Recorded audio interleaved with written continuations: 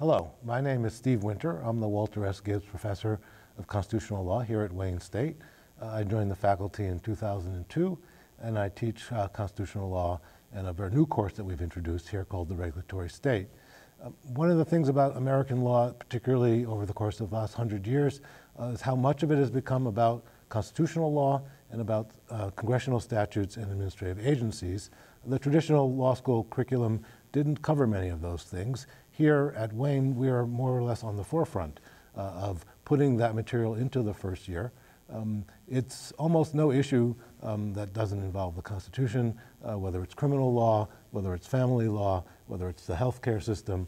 And as you're probably aware, the most current debates in American life today revolve around questions of constitutional law and the regulatory state. Wayne is a special place to come, I think, not just because we have these courses and this emphasis in the first year, but also because of the nature of many of the faculty. I've been teaching for 25 years, but before that I spent 10 years as a practicing civil rights lawyer with the NAACP Legal Defense Fund doing civil rights cases in the South and worked on many Supreme Court cases, including oral argument and brief in a case called Tennessee versus Garner. And some of my other colleagues have real hands-on experience. Professor Benson, who worked at the Southern Poverty Law Center, Professor Bob Sedler, who did many cases with the ACLU, and Professor Weinberg, who clerked for one of the Supreme Court justices. Wayne is, I think, a very special place where you can come and learn about not just how to be a good lawyer, but also how to be a good citizen and understand the role of the Constitution and complex regulatory issues play out in American life.